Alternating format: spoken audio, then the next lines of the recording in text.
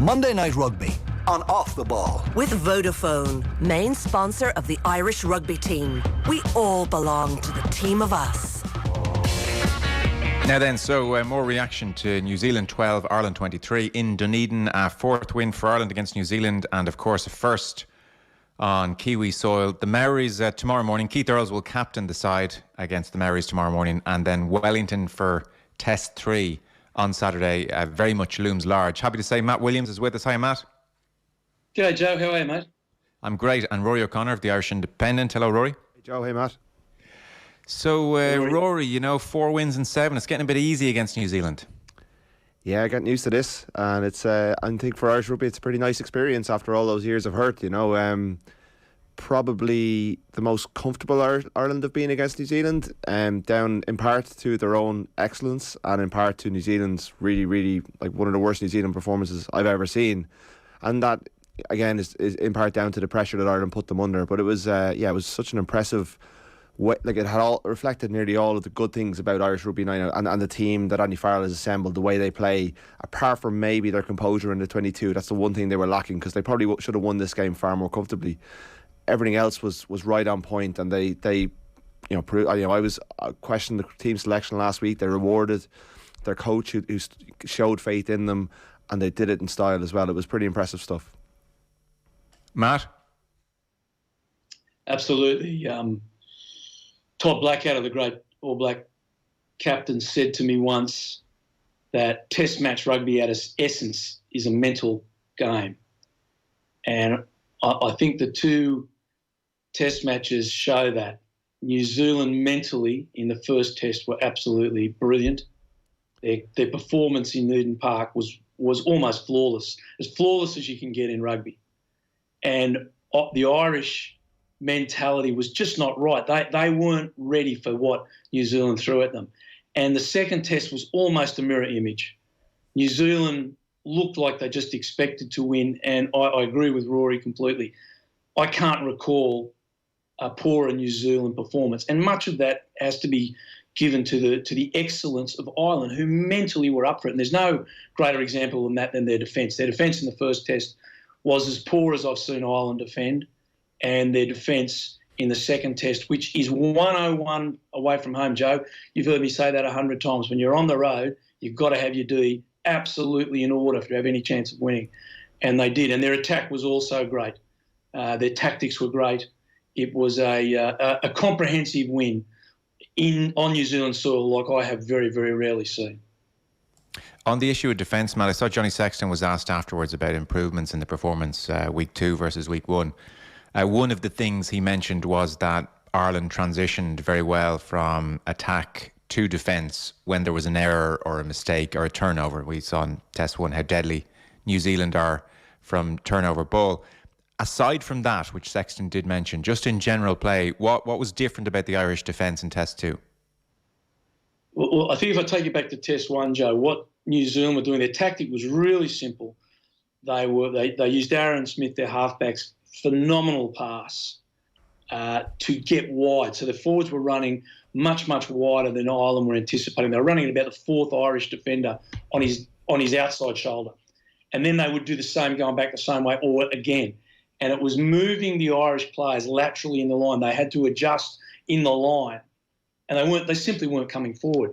And all Ireland did, it sounds like all they did, I don't mean it like it was just nothing, but they didn't have to panic as much with their lines, their adjustment laterally, because they were going forward. And they went forward, they met the New Zealand defenders, they were very effective in their tackles, and they competed well at the breakdown, and they didn't allow New Zealand to do what they did in the first Test. So, again, if you take time and space away from the offensive team as a defender, which is your goal, it's amazing how that comes behind you in your play. You tend to get that time and defence into your play that you take away from the opposition, which is exactly what New Zealand did the week before. It sounds so simple, and in some ways it is. But when you're playing the great New Zealand team in New Zealand, to do it and to wrest that momentum back, it's just unbelievably hard, Joe. And again, that comes back to their mindset. Their mindset gives you belief. Belief gives you that opportunity to perform, and if you get a good performance, that gives you the opportunity to win. So they changed their mindset and they had a belief that they could do it. They simplified things down and just went about it with a lot more aggression and a lot more go forward in both attack and defence. And for the second week in a row, Rory, hell of a start. I mean, Ireland led from the third minute in this game right the way through, and akin to the previous week, first 15, 20 minutes in a total dominance, really. If anything, the big concern everybody would have had on this side of the equation was that 10-7 at half-time was an incredibly miserable return for that dominance. That was the worry. Yeah, if you remember, the 2018 team were really, really good just before half-time. They used to go up about 4 levels, and they nearly always scored in first half injury time, and they really rammed their advantage home at that time. This Ireland team are incredible out the gap. They just come out of the blocks really quick. At the moment, they did it in both halves of both games. To score that try, to show that level of control and cohesion from the off, to make the right decisions after facing the haka and all the things. I mean, it's a long build-up out in New Zealand. You come out to the pitch, you have to do 2 anthems, you have to face the haka, there's TV ads, there's a lot of time. A lot of teams would want to feel their way into the game to play it safe, but Ireland didn't. They tore into it from the off. They went after New Zealand's line out. They applied pressure across every aspect of the pitch, and that they were again falling off a little bit before half time is a bit of a concern. That the second quarter was again a bit problematic for them. Definitely worried me at half time, but even the shot of the Ireland dressing room at half time where Farrell is presenting to kind of an attentive group of players, it's a very calm situation. Not a lot of voices. It looked like they were all taking in the information. Someone was then presenting from a big screen underneath where our camera was. It just, I know dressing rooms are no longer the kind of tub-thumping places they used to be, or so we're led to believe, but it just, they exuded a calmness, and then they come out and they deliver, they execute so clearly in the first couple of minutes after half-time as well. When they were 14-on-14 as well, they didn't make hay when they were against 13. They actually, they scored most of their points when they were, equal numbers with the All Blacks, which was remarkable as well. So, It's a great thing to have because they're good front runners. If they can get ahead, they're good at leading. They take good decisions. They're not as good when they fall behind, as we saw last week. So, if they can play to that strength and if they can start games that way, we saw what England did to Dublin in 2019 with that outrageous start that kind of almost emasculated Irish rugby for nearly 18 months afterwards. It's a pretty good thing to have in your locker when you can come out and start that well. Yeah, Matt, talk to us about the Irish attack then, because lots seem to be working very well. Again, I've got to give Andy Farrell and Mike Catt great credit.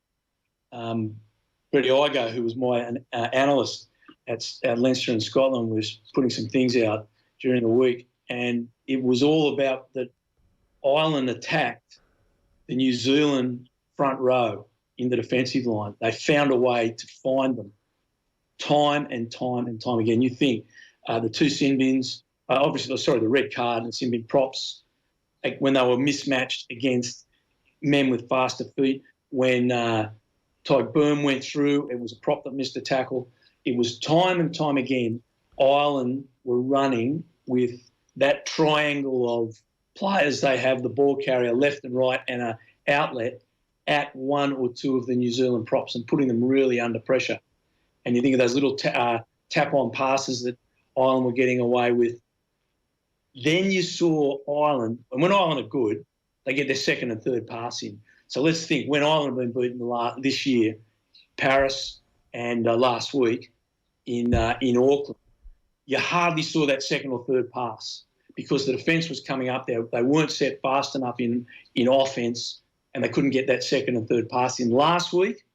And for those glimpses in Paris for 10 minutes, this week, and for those glimpses in Paris for 10, 15 minutes just after half-time, Ireland were getting that second and third pass in, Sexton out the back, and Sexton was getting to Ringrose and the boys out wide, or it was the forwards going forward, giving the little tip-on passes, and that's where Porter on that first try, you saw him charging onto that ball on a second pass. That's what they did. So why? Because they didn't allow the New Zealanders to get set like they did at Eden Park, and New Zealand were very slow off the line. Again, like Rory said, very poor from New Zealand, but that's because of the great pressure that Irish attack put on them. Joe, if I can take it back a little bit again, why I was excited last November about this offence that Catt and Farrell have put together, because this is the type of offence that can trouble the great teams of the world. Doesn't mean you're going to do it every week, But if you don't have an offense like that, you're never going to do it. And I think there's huge credit goes to the coaching staff for the way they've changed, the way they thought. You look at the ability of them to take the team that was walloped at Eden Park to winning in Dunedin. This is a coaching staff that really have their act together, and the players really believe in it. It's a really just circle of belief going through that group. And that this is so exciting for Irish rugby. So exciting that they get this win. This is really opening doors of possibility that I probably didn't think they could do. Certainly I didn't think they could do 12 months ago. Yeah, I mean, it is somewhat surreal to be talking about a win on New Zealand soil and 4 wins and 7 against the All Blacks. I just didn't think we'd ever really be talking about an Irish team in that kind of space. Further to Matt's point then, Rory, a memory of November is us having discussions about how Sexton had numerous options, and this was why Ireland were now difficult to defend against, because they were that bit more unpredictable. Sexton had options, and who better than Sexton to pick the right options at times. I would say, with the exception of Wales at home in the Six Nations, and Wales were very poor that day, bit of a non-event. With the exception of that game, this is probably the closest to that November attack where Sexton seemed to just have option, as Matt says, coming short and at the back, and different pods here and different pods there. And Ronan O'Gara was on the show yesterday. He said it's as good a Sexton performance as he's seen in a very, very long time. Yeah, it's high praise, and there's a fairly good back catalogue of performances to go on. As you list them out. But I thought their attacking performance was very good last week as well. I thought that was the one thing they delivered on. They caused New Zealand all sorts of problems. They look a smarter team than New Zealand right now. They're making good decisions all the time, and their skill execution was very good. Apart from in the 22, I don't think we can give them a 10 out of 10 for their attack, because they got white line fever. I mean, that their 22 return was pretty low over the weekend, and that's one area they can really improve on. It's one reason they should have some confidence going into next weekend that they can win the series, is because they are getting into that area frequently, and they're not getting the tries that they should be getting, that they're good enough to be getting. They're getting, Dan Sheehan's double movement, scrums going, the maul got, getting held up, the scrum penalty that went against them, lineouts that are going astray. These are all things they can tidy up. And James Lowe's knock on against 13 players, that was a really poor moment of execution from the team. Lowe's pass over, I'm listing out moments, these are all chances Ireland had to double down to get to win a record win in New Zealand. They probably should have had a record win in New Zealand. I'm talking that could have been New Zealand's heaviest defeat on Saturday if Ireland had taken the chances that were available to them. So while their shape is brilliant, and I love watching it, I think it's a really enjoyable style of rugby they're playing as well. You can really get on board with this team because they play with such, it's joyous, when it flows. It's just it's the options that Sexton has, the danger that they pose, the breaks that come off their clever movement, the hands the forwards are showing. It's an all-court game, and I think the biggest tests they're going to have are going to be against the biggest, most physical teams like South Africa, England and France. But it gives them a chance against those teams, even though they don't have the horses for that course. They can pull those teams apart by playing this game. And to see it deliver, I suppose this is the beauty of a tour when he has them for a really long period of time, and they've nowhere else to go. They're just training and living as rugby players. They don't go home at the end of the week. They don't go back to their provinces for a while. This is where they get to really make gains in terms of their, all sides of their game, but their attack in particular. So they should be getting better as this tour goes on, even if it is at the end of a long season. Matt, what was your read on as Rory describes, their poor enough return inside the 22, considering the pressure, and as we said, 10-7 half-time was a poor return. They were looking to go 17-0 up. All manner of mistakes and uncharacteristic moments. Anything jump out to you in that period? Yeah, I thought they blew it. You get New Zealand with 13 men. Like that's a gift. Doesn't happen every day. And when they couldn't put points on during that period, and they really managed or mismanaged the red card and yellow card periods in that game, as bad as I've seen an Irish team do it, and then let New Zealand in the seconds after half-time, like it had already gone red for half-time, I thought, oh, here we go. They're going to blow this. They're going to blow this golden opportunity. But, again, to Rory's point, they scored all their points when they were even. It's like they didn't bother when they had this numerical advantage. But it was sloppy.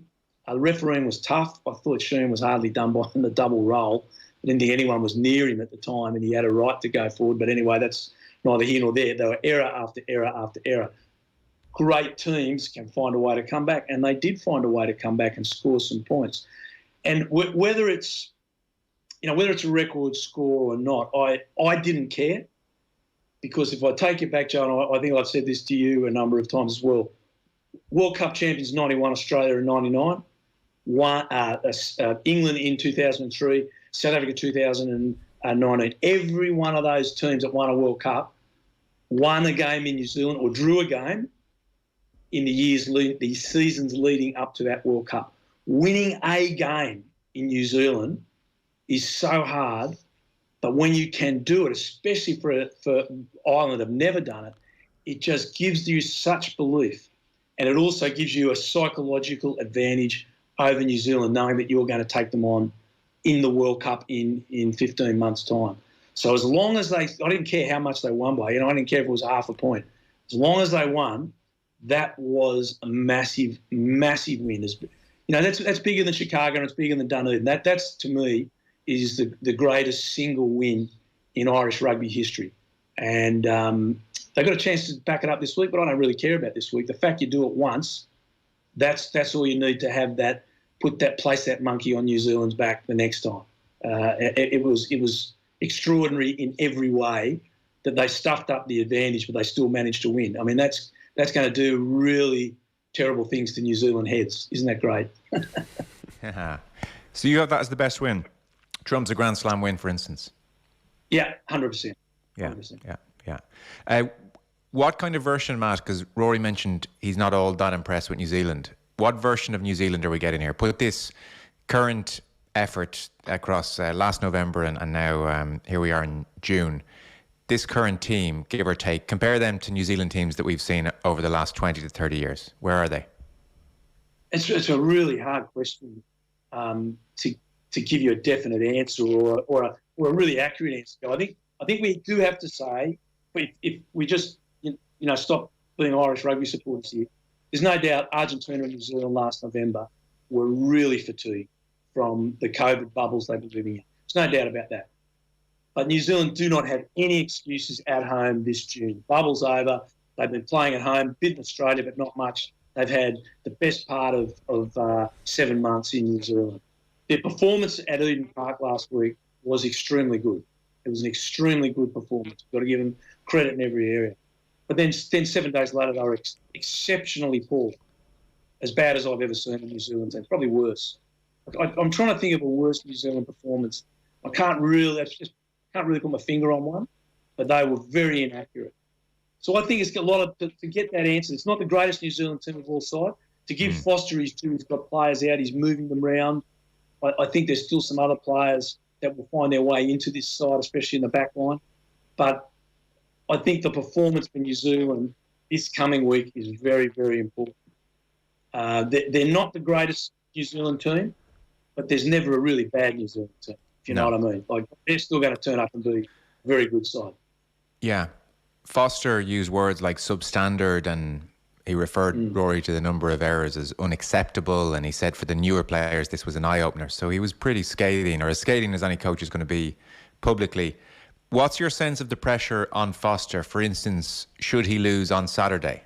Will New Zealand make a change? Well, their next two games are South Africa away back-to-back, I think, aren't they? So, I mean, that's not going to get any easier for him. So if they lose on Saturday, he's either not going to go on that tour because they'll change now, or he's going to go to South Africa to play South Africa with a target on his back, and that's not an easy task. And I know South Africa lost to Wales last weekend, but they made 9 changes to their team, and they're still, in my book, the hardest team to play against in the game. They're not the easiest to watch. They're probably the hardest team to watch as well in some ways, but they're they still bring something that New Zealand don't have in terms of their forward physicality. I mean, this New Zealand just don't seem like they're the market leaders anymore in terms of like they're not adapting to the game as it's currently being refereed. Like they're going around lashing into people's heads as if it's still 2004. They're not. Like Ireland, like Leinster brought in Hugh Hogan as a contact skills coach to get the players better at tackling so that they would reduce the number of concussions in their squad, but also to reduce the number of yellow and red cards. Irish players have been sent off in those scenarios. Like Bundy Aki's been sent off twice. Peter O'Mahony got sent off at the Ruck a couple of years ago. CJ Stander got sent off for a very similar offence to what Lester Fainga'anuku did on Saturday. But you don't, like, it's going to happen sometimes. Like, they might have a red card, and I'll probably be eating my words, they'll have a red card on Saturday for a high shot, but it doesn't happen routinely. The European teams seem to be adapting better to the regulations than New Zealand are. I mean, they're going around giving out about the Irish coaches briefing the media and briefing World Rugby about and getting the reward from Jaco Piper on Saturday. But they've got the channels to go through as well. They're just not adapting to the game as it's currently being refereed, and they want to go back to the 20-minute red card. They want to keep going around concussing lads. It's just mad that they haven't adapted this. It was similar to they had a man sent off in 2017 in the Lion series for a high shot. They should have had 2 players sent off in Dublin in 2016 for it, and yet they're still doing the same thing. And it's really interesting to me that this coaching ticket that they're under pressure. That there's a more popular candidate outside the setup. There's a arguably better candidate within the setup now in Joe Schmidt. Scott Robertson is the other one I'm talking about, and Foster doesn't seem particularly popular, and he's losing matches at a rate that no New Zealand coach can sustain. So, it's, as Matt said, it is a bit of I believe Ireland should go. It would be important for Ireland to back up their performance, and there's a series there to be won. And while Saturday was history, winning a series would be up there with Grand Slams in my book. But the pressure is not on them this week. If they go and they lose narrowly, or they give it a good rattle, they can go on their holidays pretty satisfied that they've won in New Zealand. If New Zealand lose, there's players who'll never play for New Zealand again. There's a captain, a coach who may lose their jobs. And Rassie Erasmus has done every coach a disservice by coming in midway through a World Cup cycle or late in a World Cup cycle and winning a World Cup, because everyone thinks now it doesn't matter about the 4 years. You can just get someone in 18 months out and they can turn things around, especially when you've got the resources that New Zealand have. So the pressure on them this week is absolutely phenomenal. And while looking at the New Zealand Herald this afternoon, they're putting pressure on World Rugby and the referees, they're also putting pressure on the All Blacks, who are a €100 million brand who've just been sold to a private equity firm, and they didn't buy that for a losing team. They bought an aura, and if that aura is steadily diminished, then New Zealand rugby is going to be in trouble. And if the money stops flowing in, the more of their players will move on, and that's an existential crisis. We're not at that point yet, but if they lose the series to Ireland on home soil, there's not much aura about that. Matt, New Zealand not the market leaders or thought leaders they once were? Do Joe's fact? The New Zealand stock market went down on Monday morning there. It's fact. That's New Zealand rugby. New Zealand rugby only has 2 modes, elation and crisis. And it's a great weakness in them. That's why they didn't win a World Cup after the initial one until their home one in 2009, wasn't it? Now, and you'd see this week, their performance at Eden Park was very, very good performance, elation. They lose a game, crisis. And it's exceptionally hard. Sorry to interrupt, Matt. It is off the back of losing more tests in a calendar year than they've lost in a very long time, if not quite their history last year. And now they've had all this prep time for this tour, and look what they've served up again. So actually, it's not just a blip. It's not just one loss amidst a CV of excellence of late. Well, you're right, Joe, but they're still ranked number 1 in the world, and that's done over a 12-month period. So they did lose some games, but unless New Zealand never lose a game, there's a problem. And the reason is they've had this incredible run over a decade. I mean, I was only thinking the other day, think the out halves they've had since the great Grant Fox, followed by Mertens, followed by Carter, now followed by Barrett. You can't even fit Richie Mullinger in the starting 15. They have had such extraordinary talent that they just think it's their God-given right to win. And that's not good for world rugby. I know what Rory's saying, but that's not good for world rugby. I don't give a bugger about New Zealand rugby. What's good for world rugby? It's good if the Wallabies come out and beat them. It's good if South Africa come out and beat them. It's good if they don't win the World Cup. That's good for everyone. It'd be great if a country like Ireland could win the World Cup. So I really hope New Zealand lose. I don't really care about them, because I can tell you as an Australian, they're not very good partners to Australia. They've already threatened to walk out in Australia. Unfortunately, Australia's got a chairman now that stood up to them and said, well, good, you go, we'll do what we want. The New Zealand, and again what Rory's saying about their high shots in their tackles, I mean, they think that and I give referee Piper a lot of credit. Did you hear what he said? I'm not backing off. When they were deliberately cheating on their try line, lifting the legs in the rucks, doing everything that we know New Zealand sides do when you're 15 metres from their try line. They've done for years, where they deliberately cheat to stop you scoring a try. Piper was saying, well, you're down to 13. If you do it again, I'll make it down to 12 and I'm not backing off. That's great. That's what world rugby needs. Now, if they're so stupid they do headshots, and listen, I've got to say, that headshot, that red card, I know the red card rules, there's no way they meant that. That was a collision. That was done at high pace, and he smashed his head. He knocked himself out. That's a collision. But there is no doubt what they are doing is pushing the laws to their nth degree, and they've done that. Now, if New Zealand rugby needs to lose some games before they pull their heads in, well, that's not our fault. We can, who owns the problem? They own the problem. What can Ireland do? Ireland can just go out and keep sending a message that come the World Cup, if we play you, we're not too scared anymore. And that's a really good message. And that's exactly what the Australians did through the 90s, and it's what England did, and it's what will, if Ireland can put in a really good performance this week, but they've already done it on that second test. And if New Zealand rugby wants to self-implode, well, and their stock market drops, well, it's not our problem. And the last one on Foster, Matt. Do you think he's close to the edge here if he loses? I don't think he's close to the edge if he loses this game, but I think through the series and the championship, he's definitely on notice. And it's not Joe Schmidt, it's Scotty Robinson that'll come in there. And Scotty's a fabulous person, fabulous coach. I thought he should have got the gig when it came up. Scott's personality is a bit different. He's an extrovert. You can see him doing his break dancing when they win a test. And, maybe that's not everyone's cup of tea in New Zealand rugby, I don't know. But he is a great coach. He's got great results, great bloke. Players love him. And having Schmidt there as his backup. And, Rory might know more than me. I haven't never spoken to Joe about it, but I don't think Joe wants that sort of pressure ever again in his life. I think he's quite happy part of the group and doing it. But I don't think he wants that pressure again. And I think Scotty Robinson would be fantastic. Whether he gets it now or it's after the World Cup, Scott Robinson's the next coach. We're remiss of us, Rory, not to discuss Jakob Piper. I mean, it was an extraordinary period where it was card after card and incident after incident. So how did he do? I think Matt was very generous to him there because he was warning Sam Cane, who just dived in at the side of a maul and killed the ball after the maul had already been pulled down. And that was it was a nailed-on Ireland try, and he just killed it. And he was getting a warning after he'd just done the thing that he was being warned about. But I thought he lost control in the first half. Matt's right. I mean, it was a collision, but you got to say he's still stepping into contact high. You've got to brace yourself for that. Like sometimes it is unavoidable. Like Fainga'anuku, jumps high, follows through in the way CJ Stander did in 2016 against Pat Lambie, and he got a red card, and it's very unfortunate on both players because he doesn't go out to do it. But by the way the game is being refereed at the moment, if you make contact in that way, if you're not preparing yourself for the contact, then you're putting yourself in danger of getting a red card.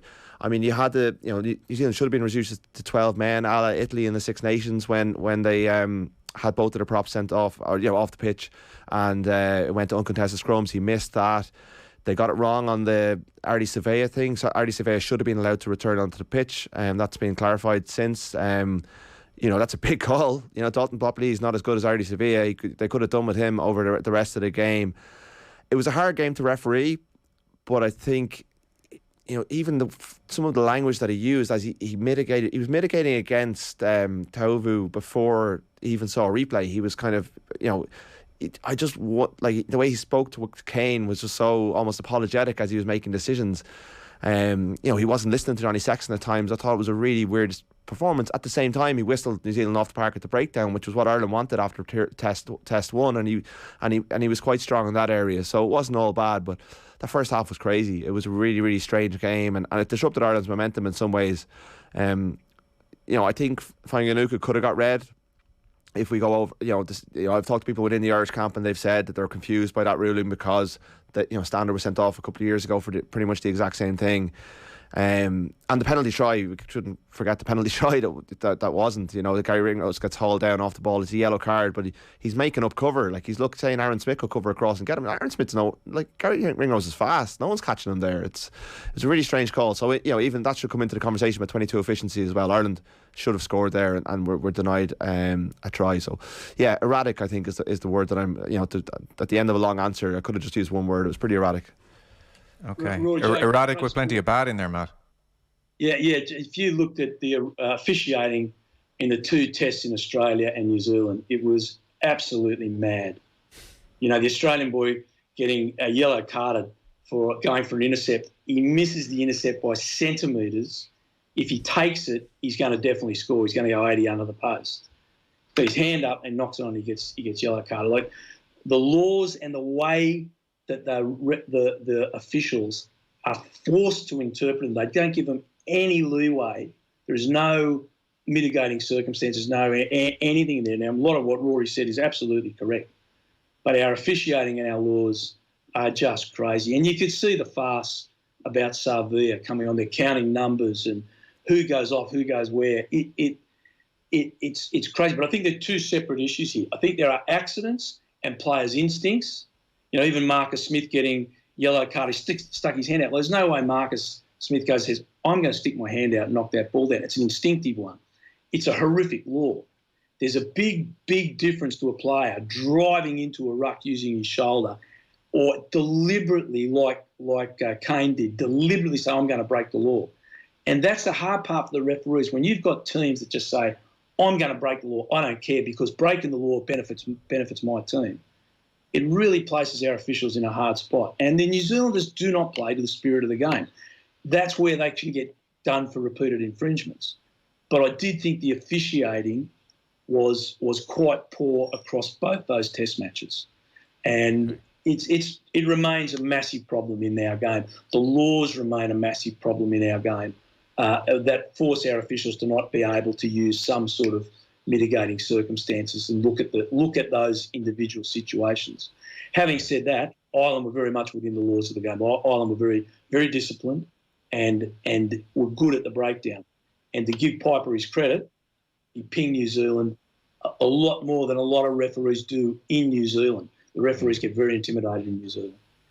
Yeah, and that, I suppose, brings the third test into a degree of focus then, because after the first test, Andy Farrell went very public with his misgivings about how the breakdown was refereed. And so there does seem, and rugby is one of those sports, there are a few of them where there does seem to be big swings on the basis of how one week goes into the next. So now there will be a real degree, I suspect, of New Zealand pressure on how the breakdown was refereed and certain decisions. And it's Barnes, isn't it, Rory, for the third test? Yeah. So are we anticipating, I mean, I get the general sense Ireland don't love Wayne Barnes being their referee. Are we anticipating like vastly different situation at the breakdown in week 3 and like an entirely different game? And by the way, like it is a real black mark against rugby that the referees have such a bearing on the outcome. Like it is such a pity, but it's that kind of a sport. It's very technical. But that is going to be a war all in itself this week between the two camps trying to get to Barnes. Yeah, I think up until recently there was a urinal in Queenstown with Wayne Barnes' image on it. So New Zealand don't like him much either after the World Cup a couple of years ago. But yeah, I don't think he is a very popular figure. I don't think Ireland would have chosen him as the ref this week. At the same time, he's very experienced, and so is Piper. You know, Piper's a really experienced referee, and these games are borderline ungovernable at times. You know, as Matt said, the law book is complicated. HIAs, uncontested scrums, the amount of red cards in the game are making it very difficult to referee. The stop-start nature of it, the replays, all that sort of stuff. And you're right. I mean, the biggest celebrity, one of the biggest celebrities in the game is a retired referee. You know, in Nigel Owens, and most other sports they don't really talk about the ref that much. You know, it's certainly not in the build-up to games. They might if there's a big decision, but it's a central narrative. We're talking about it here, at length, because he will play a massive role. And this series is mirroring the 2017 Lions series, where New Zealand got off to a really strong start. The Lions won after a red card in the second test, and it came down to a really bad refereeing decision in the last minute that denied New Zealand the series win. Roman Pott, I saw Roman Pott in the airport the next day, and I wandering around just like a lost soul after making the biggest error of his career, and that was that shouldn't keep happening. It should, the sport should be learning from this, and no doubt Wayne Barnes will have a big influence on the game next weekend, and I can only hope that his experience means that he gets most of these big decisions right, because every breakdown's about 6 penalties that he could possibly give, and it's whatever way he's interpreting that weekend, and whoever adapts to him more will get on the right side of it. So yeah, they're too influential, but at this point it's not going to change at this point of this series. It's a long-term fix. you know, they're going to have to. Both teams are going to have to adapt and get on side, and they'll have meetings on this week, and they'll be, you know, they basically both send back dossiers of clips, like Razzie Erasmus's video last year is an example of what they do, and they'll both be trying to influence how they're thinking ahead of this week and getting clarity on all those things. Matt's been in those meetings; he'll give us more insight into that. But it's like that's where the battle starts, you know. And maybe, you know, Ireland have this game tomorrow morning. That, like, that's a little bit of it. It's great for the development of the squad and everything. It's been a bit of a distraction for them. As they, you know, I suppose it gets the first half of the week over and done with. But I mean, New Zealand have full focus on the weekend, so that's a little bit of an advantage in their favour. We mentioned Sexton, Matt. Who else stood out for you from an Irish point of view? A lot of really good performances there. Gee, yeah. Todd Byrne was enormous. Well, you know, it'd be wrong of me to leave someone else. I thought the majority of the players played exceptional rugby. You know, and when I say exceptional rugby, you know, you look at Porter. He carried the ball, he scrummaged, his line-out lifting was exceptional, and he defended brilliantly. Then you know that you look across at the back rowers. Peter O'Mahony. Well, 2 years ago I thought Peter was finished, and I certainly thought he could never do 80 minutes of a test. He just wasn't aerobically fit enough anymore. The only way you get that aerobically fit doesn't take any talent. It just takes really hard work. So Peter has obviously gone away and worked exceptionally hard at his game, and he had an outstanding game as a leader and as a player. He was phenomenal, and he played rugby at a level that I didn't believe he could anymore. And full credit to him and the staff for doing it. And when Andy Farrell selected him again, I thought, whoa, okay.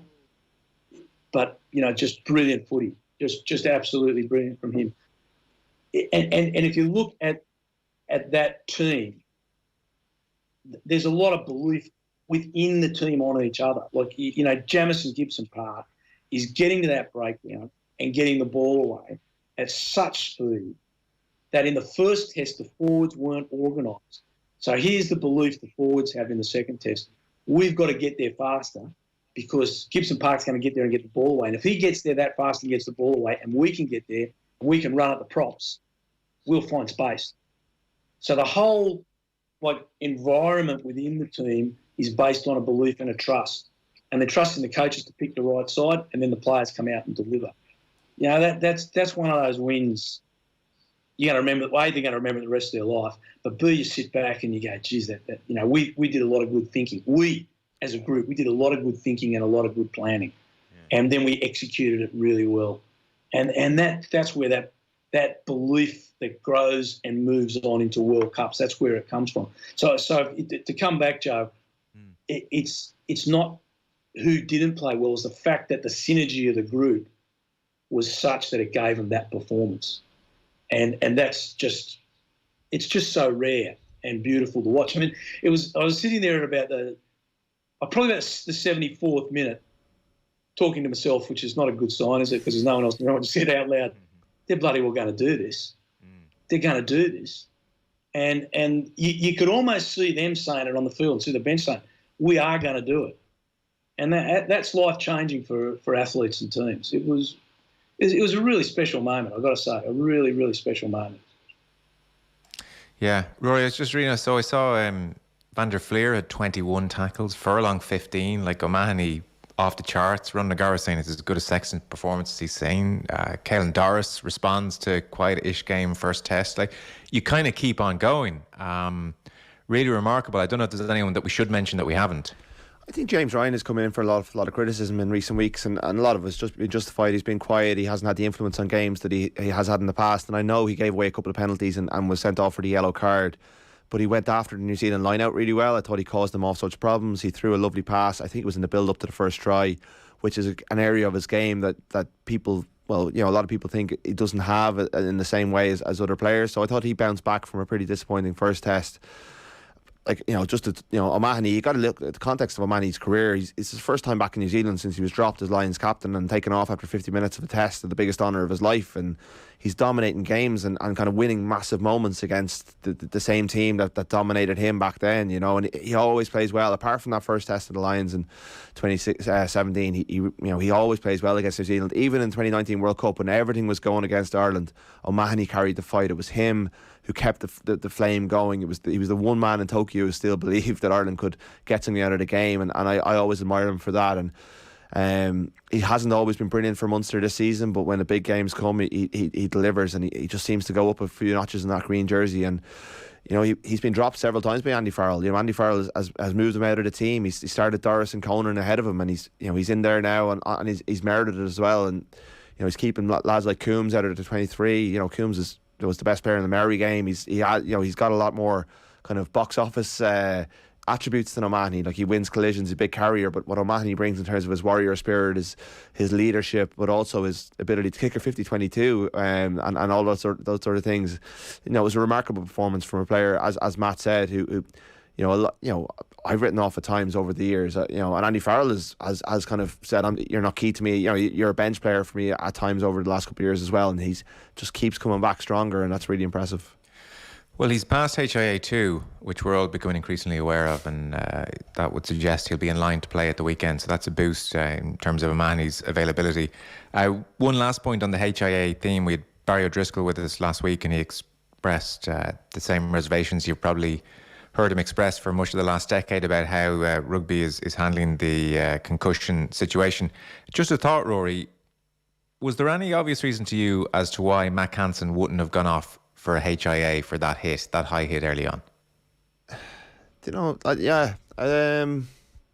probably should have. Yeah, they chatted to him. I thought, after I watched the first half again this morning, and the way they shaped, but you're right, he didn't. Under the way the thing is being done, and the fact that he had a heavy collision to the head, it probably would have been judicious to get him off, check him, and get him back on if he's clear. If they didn't, I thought he did, but obviously now that you mention it, he didn't. So I think that's one that he probably should have. I don't know, because it's a bit similar to Dave Heffernan in the first test, where they had a chat with him, left him on for a few minutes, and then they got Heffernan off 2.5 minutes later. If you have a heavy collision to the head, you should be just withdrawn for the check. That's the whole point of the process. So I hadn't given that a lot of thought, Joe, but now that you mention it, it's a fair point. Okay, well, I think World Rugby are going to come on the show this week, so we might chat to them about it generally. Our rugby coverage off the ball is with Vodafone, main sponsor of the Irish rugby team. We all belong to the team of us. Final word to you, Matt Williams. We're anticipating the mother and father of all responses from New Zealand next Saturday. Well, Joe, if I was Andy Farrell, I'd be playing mind games big time. And I would play my bench, I'd take my good players out, I'd start Carberry and say to New Zealand, we don't care, we've already got your measure, and give these other guys time. In the big scheme of things, does it really matter? Everyone's going to go, yeah, it does. Tell you what matters, and what matters most to Irish rugby, has done since 1987, is to get out of the quarterfinals and make semi-finals at a World Cup. That's what matters.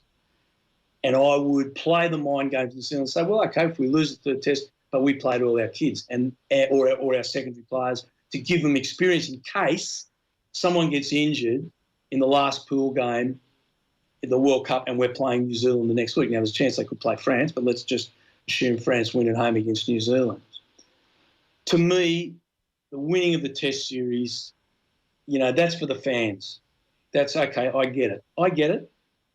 But if you're going to think strategically, say, what is the big picture here? It's the World Cup.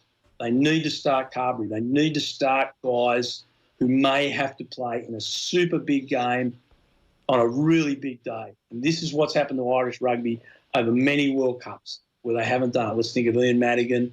Let's think of these guys that haven't been given the opportunity on a really big day. Don't play them against Italy. That's not a big day. This is a big day, and here's your chance. I don't think that's going to happen. I think Andy Farrell will, and the pressure from within the group will be too much. I think they'll play their it's similar team to what they played last week. And it's going to be a very close game. New Zealand won't play as bad, for sure they can't. Rory might know, can't remember the last time New Zealand lost 2 tests in a row at home. So you've got to say New Zealand will come back hard. They're very hard to beat in Wellington as well. The Cake Tin is not a pleasant place, but usually blowing a gale and can be wet. But it's still going to be a fascinating game either way. We won't know what Farrell will do, what mind games he plays, or does he just front up. So it's a really, again, fascinating game. Either way, it's advantage Irish rugby. Winning that second test doesn't matter. That's advantage Irish rugby going into the World Cup. How do you maximise that advantage now? That's the question. Fellas, we have to leave it there. Rory O'Connor of the Irish Independent, Matt Williams, thank you both. Cheers, guys. Pleasure, mate. Monday Night Rugby on Off the Ball. With Vodafone, main sponsor of the Irish rugby team. We all belong to the team of us.